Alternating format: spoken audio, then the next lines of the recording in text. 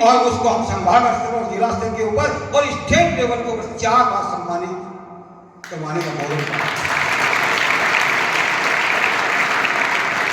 एक जज्बा होना चाहिए काम करने वाले आदमी में और एक विद्यार्थी में। ऐसा जज्बा लेकर कि हम निकले, हमें उपलब्धि भी मिली, हमारी एक टीम भी थी, रात को पुकारी तैयार थी, दिन को पुकारी। विद्याधर जी और दिनेश जी उस संस्था के कार्मिक नहीं थे, लेकिन हम के बीच में बैठने वाले हमारे मित्र कहूं या हमारे शिष्य कहूं, वो भी हमारे सामने कंधा से कंधा मिलाकर के सहयोग देने के लिए दिनों रात तैयार रहते थे। इसलिए कोई भी संस्था एक आदमी से नहीं चलती, उसके लिए एक संगठन होना बहुत जरूरी है और उस संगठन के लिए आपका अहम भी निश्चित होना चाहिए। बात अविभाजित भारत की है, जब देश आजाद नहीं हुआ था। लाहौर जो आज पाकिस्तान में है, उस समय वो भारत का भी हिस्सा था और उसके पास में एक छोटा सा गांव हुआ करता था। उस गांव के अंदर 2 ऐसे मित्र थे, एक खेती करता था और एक लाहौर के चीफ इंजीनियर के कार्यालय में बाबू था। ध्यान से सुनना,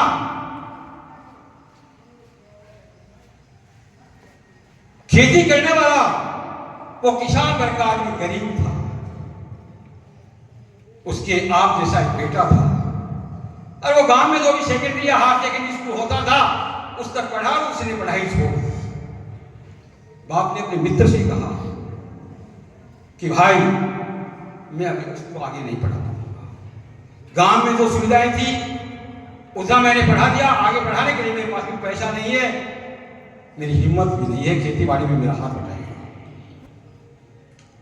अगर कोई आपके कार्यालय में कोई छोटी मोटी नौकरी है तो इसको वहां अपॉइंट करवा दीजिएगा। उसके मित्र उस बाबू ने कहा कि मैं जाता हूं वहां और आपको मैसेज दे दूंगा। चंद दिनों के बाद में, वो जाने के बाद में उसको बुला लिया कि एक चपरासी की नौकरी है, पद खाली है, उसको अपॉइंट करवा दूंगा। वो बच्चा जिसका नाम था गंगाराम, गंगाराम एक वीडियो था अपने गांव में, उसके माँ बाप ने उसको बाजरे का पेंडा बना दिया, उसको पैदल ही रवाना कर दिया लाहौर के उस ऑफिस के लिए।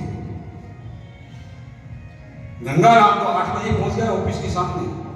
ऑफिस में झुक करके देखा कोई नहीं था। एक ऑफिस एक कार्यालय था, उसके अंदर एक रेलिंग चेयर से घूमने वाली कुर्सी, 4-5 कुर्सियां उसके सामने पड़ी थी। गंगाराम तो गांव का रहने वाला आदमी था। उसने सोचा कि सिंगल कुर्सी पड़ी है, शायद ये किसी आने वाले के लिए होगी और इस पर अपन बैठ जाते हैं और जब आएंगे उनसे बात करेंगे। गंगाराम तो उस कुर्सी पर बैठ गया, व्हील चेयर के ऊपर। और वो कुर्सी किसकी थी? चीफ इंजीनियर उसकी कुर्सी थी। आधे 1 घंटे के बाद में चीफ इंजीनियर आया, अपनी ऑफिस के अंदर जो उसने पैर दिया उसकी कुर्सी पर। गांव का एक ऐसा लड़का जिसको बात करने का ढंग नहीं था, जिसको बोलने का ढंग नहीं था, जिसको कपड़े पहनने का ढंग नहीं था, और वो बैठा था और वो आग बबला हो गया और गंगाराम के एक थप्पड़ लग गया। थप्पड़ लगते ही वो तलमलाया, कुर्सी थी वो 360 डिग्री के कोण पर घूमने लगी। इतना भयंकर थप्पड़ था उसका। गंगाराम उठा और उसने सोचा कि माजरा क्या है, क्या माजरा है। हाथ पकड़ के उसको बाहर निकाल दिया, रोता रोता बाहर आ। और बाहर आने के बाद में उसका जो अंकल था उसके गांव का, वो वहां बाबू था, वो मिल गया। गंगाराम क्या बोला? अंकल कुछ नहीं हुआ, मुझे तो आप ये बात बताओ, इस घूमने वाली कुर्सी में बैठने के लिए क्या करना पड़ता है? उसने कहा बेटे ये अपनी बस की बात नहीं। तो बोले फिर भी तो क्या करना पड़ता, बताओ तो सही। बोले इसके लिए मेहनत करनी पड़ती है बेटे, इसके लिए पैसे की जरूरत होती है बेटे, इसके लिए पढ़ाई की जरूरत होती है बेटे। बोले मैं पढ़ूंगा, मेहनत करूंगा, लक्ष्य करूंगा। बोले तू पढ़ेगा तो पैसे मैं लगाऊंगा। गंगाराम ने उस दिन से मेहनत की और sir Thomas engineering college Roorkee विभाजित देश के अंदर उसका नाम था, आजकल वो IIT रुड़की है, उसके अंदर उसका एडमिशन हो गया और उसने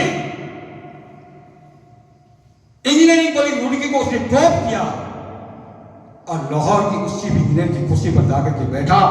विद्यार्थियों, ऐसी लगन और निष्ठा आप में होनी चाहिए। और आज आपके बाद में आप देखोगे कि दिल्ली में आप दिल्ली में जाओगे तो दिल्ली के एम्स हॉस्पिटल के बाद में अगर सबसे कोई पॉपुलर हॉस्पिटल है तो वह है सर गंगाराम। सर गंगाराम उस बच्चे का है, गंगाराम का, जो अनपढ़ था। गंगाराम बन करके दिखाओ आप, कब हमारा और हमारे जो पुरातन विद्यार्थी आए हैं उनका आना भी सार्थक होगा और हमारी भी प्रतिष्ठा बढ़ेगी। ऐसी आशा और विश्वास के सामने हम पुनः आपसे यही चाहते हैं कि आप गंगाराम बनने का प्रयास करें, आप मेहनत करें। और आज जो ये हमारी टीम आई है उनको भी सुनने में मिले कि जिस दिन हम वहाँ दानन के बाजार स्कूल में गए थे, कुछ न कुछ तो विद्यार्थी करके निकला है, हम उसका और सहयोग करें। जय हिंद, जय भारत। बहुत बहुत धन्यवाद। वो व्यक्ति के पीछे चलता है। अभी इसी से नरपत सिंह शेखावत बैठे हैं, ये किसी शादी में गए थे हनुमानगढ़, मेरी जरूर पोस्टिंग थी। तो भाई व्यवस्था के मामले में हमेशा से ही थोड़ी सख्ती रही है। तो मेरे स्टाफ के साथी थे समूह सिंह जी मंडलावत, इनसे परिचय हुआ कि हमारे शिखर के ऐसे प्रिंसिपल है, कोई जानते हो? तो इन्होंने कहा वो तो मेरे घनिष्ठ गुरु रहे हुए हैं। सारी बात इन्होंने बताई। तो उन्होंने अपनी लोकल लैंग्वेज में कहा कि साहब तो आप तो एड़े के एड़े हैं, मतलब जैसे हैं वैसे ही थे। तो इससे बड़ी खुशी क्या हो सकती है कि आज जैसे पिताजी ने कहा कि हमारी तो अर्जित पूंजी यही है, लेकिन इसमें थोड़ी सी व्यवधान मिल गई। आज मैं भी, आपने देखा होगा, लेट आया। मैं घर पे ताऊजी के लड़के का आपस में निधन हो गया था। सेठ जी भी इसी फंक्शन में आने वाले थे, लेकिन उनके भी बड़े भाई का निधन हो गया। तो जो सामने बैठे हैं, जिनको मैं अर्जित करने जा रहे हैं इस पूंजी को, वो इससे प्रेरणा ले। एक शिक्षक है, वो कुम्हार की तरह है। कुम्हार मटके को ऊपर से पीटता, लेकिन अंदर से सहारा भी देता है। लेकिन अभी चर्चा कर रहे थे कि सर आप में तो मैंने सुना बहुत बदलाव आ गया, बदलाव परिस्थितियां लाने की। उस समय के अभिभावक में और आज के अभिभावक में बहुत अंतर हो गया। उस समय के छात्र में आज के छात्र में अंतर, ईगो हो गया आपने, उस समय ईगो नहीं था। तो मैं पूरी टीम को तहे दिल से धन्यवाद करता हूं कि आपने यहां आके हमारी मान बढ़ाया। जय हिंद, जय भारत।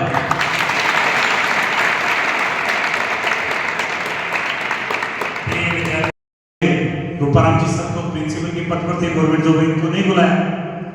मैंने बोला ये आगे ना, इनके साथ एक टीम चलती है। अब वो बैठे बैठे एक प्रश्न किया सेठ जी ने, बोले गुरुजी केवल एक बात का उत्तर दे दीजिए, सारे काम मैं करूंगा। अगर आप कहो उतने कमरे बना दो, आप कहो वैसा छात्रावास बना दो, जो भी मान्यता और चाहिए सब कुछ ला दो, तो ये स्कूल चल जाएगी क्या? अब ये एक बार देखकर बोले कि चल जाएगी क्या? चलेगी नहीं, दौड़ेगी। चलना एक साधारण प्रोसेस है, दौड़ना एक स्पीड की प्रोसेस है। हम इसको दौड़ा कर दिखाएंगे। हम तो उनके इन्हीं शब्दों के पीछे चल रहे हैं। हमारा उद्देश्य है स्कूल चलाना नहीं है, स्कूल को दौड़ा के दिखाना है। आज खुशी भी होती है गुरुजी के उन शब्दों को साकार होते देखकर। दूसरा साल है और आपके विद्यालय में 2000 विद्यार्थी अध्ययन कर रहे हैं, 400 के करीब विद्यार्थी छात्रावास में रह रहे हैं। और गुरुजी का वही रुतबा पिछले साल 120 स्टूडेंट होने पर मना करने लग गए, हमारे पास जगह नहीं, हमारे पास जगह नहीं। अब की बात 250 पे मना करना शुरू किया, 400। अब मैं इनको कई बार हंसता हूँ कि सर मना करने वाले पॉइंट को थोड़ा और नीचे रखा दो, वरना अपने घर पर रहेंगे बच्चे। अब जगदीश जी के बच्चे इधर ही पढ़ते हैं, लड़कियां क्लास में भी बोला है। अब देखो हमारा क्या त्याग है इसमें। अब सच्चाई आज बता रहा हूँ, वो बच्ची यहाँ पर आगे, मैंने गुरुजी को धीरे से कहा कि लड़की वाले हॉस्टल की बड़ी दिक्कत वाली बात है, आप मेरे से तो जगदीश मारने वाला नहीं है, आप इधर उधर ले जाकर इसको छुटका दो, व्यवस्था कमजोर दिखाओ। अब ये गुरुजी ऊपर ले गए जगदीश जी को, ले जाकर कहा देख भाई हमारे पास तो लड़कियों को रखने के लिए यही जगह है, क्यों 2 कमरे। अब इन्होंने ऊपर कहा कि गुरुजी मेरे को क्या करने की जरूरत है, आपके पास ये कमरे हैं, दूसरे कमरे हैं, ये बरामदे में रखना चाहते हो, मेरे बच्चों को मेरे को इतना ज्यादा फैसिलिटीज नहीं दी है कि यहाँ पर नहीं रहेंगे, रखना चाहते हो वहां पर रखो, ये मेरे को क्या दिखा रहे हो, आपको रखना है जैसे रखना वैसे। तो इतना आज भी समर्पण, इतना आज भी विश्वास, तब जाके बच्चे अव्वल बनते हैं, तब जाके बच्चे अपन चाहते हैं उस ढंग से चलते हैं। तो मैं थोड़ा समय ज्यादा ही ले लिया, अब मैं मेरी वाणी को विराम देता हूँ। एक बार पुनः जो भी मेरे साथ गया है मुझे निवेदन है, साल में 1 दिन चुन लेना।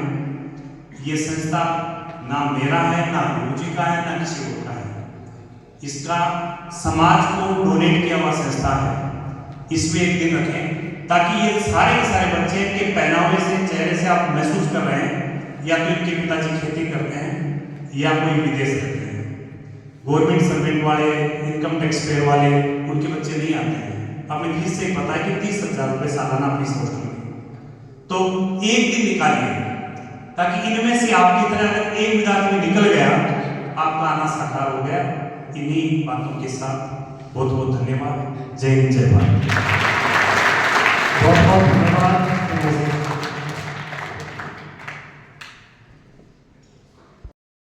वही काम छात्रावास में इनके लिए ये मां बनकर रहते थे और आज ये सारे के सारे विद्यार्थी आज यहाँ जो पता रहे। उसी समय आपके सामने विराजमान की शख्सियत बैठी है श्रीमान बागेर सिंह जी माइचा, जो इस शिक्षण संस्थान के इस एजुकेशन हब के डायरेक्टर एंड मैनेजमेंट डायरेक्टर हैं। ये उस समय शिक्षक अपना शिक्षण कार्य करवाने के बाद अपने घर जाने का प्रयास करता है और जाता भी है, चाहे वो कितने किलोमीटर दूर क्यों ना हो। ये पास के गांव गोड़िया और जिनारबाग और परमौजी प्रधानन के रहने वाले थे। तीनों लोग छात्रावास में रहते थे। इनकी माँ भी यही थे, पिता भी यही थे और मैं तो ये कहता हूँ दाई भी यही थे। इनको डराते भी थे, धमकाते भी थे, लेकिन जब कुछ बोला था और यहाँ आकर के अपने पुराने दिन को जीने के लिए आए। आप शायद इसको बंधन समझते होंगे। अभी इन लोगों के अनुभव आपस में शेयर हो रहे थे, याद कर रहे थे अपने बीते हुए लम्हों को। वो समय व्यक्ति के पास समय नहीं है बेटे किसी के पास, और जब हम छात्रावास में रहते हैं तो हम इसको बंधन समझते, जिसको हम सलाम करते हैं। अब काफी समय हो गया, जिस पल का आता है और आश्चर्य व्यक्त करता है कि इतनी एनर्जी, इतना हौसला देखते ही बनता है। और यहाँ सामने हमारे कोच साहब खड़े हैं और सबसे बड़े माँ का हृदय बड़ा कोमल होता है, लेकिन एक महिला होकर के जब खेल के मैदान में देखते हैं, इस बिटिया की मम्मी सामने खड़ी है, जब देखता हूँ तो दुनिया के सारे कोच फैल होते हैं। और इस बच्चे ने इस विद्यालय का, इस परिक्षेत्र का नाम रोशन किया और एक बहुत बड़ा जज्बा लेकर जब खेल के मैदान में उतरी तो गोल्ड मेडल आई। मैं चाहती एक बार तमाम लोग के साथ ही इस बेटी का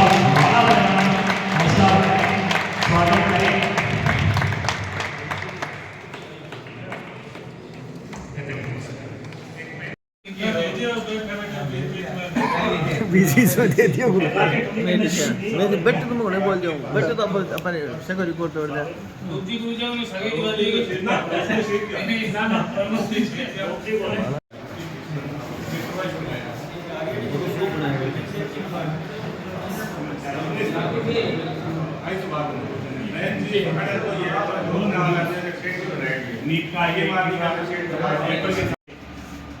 और वर्तमान समय में कौन से प्रोफेशन में और कहाँ पर हम पदस्थापित हैं, एक बार हर साथी अपना अपना परिचय देगा।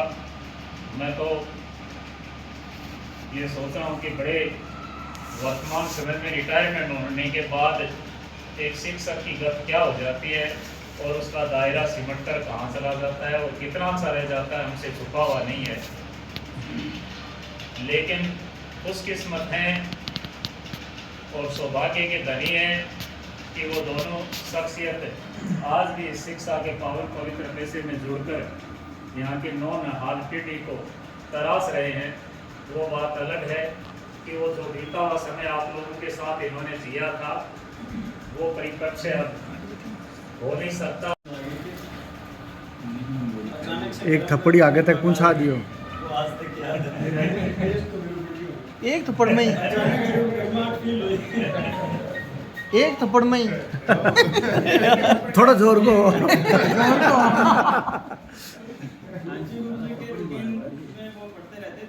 बहुत अच्छी हाँ ये हाल है बहुत अच्छी एक बार अर्धवार्षिक में सुबह लाइट गई हुई थी रात में लेट सोए थे तो 90% बच्चे 5 बजे प्रार्थना में नहीं आए।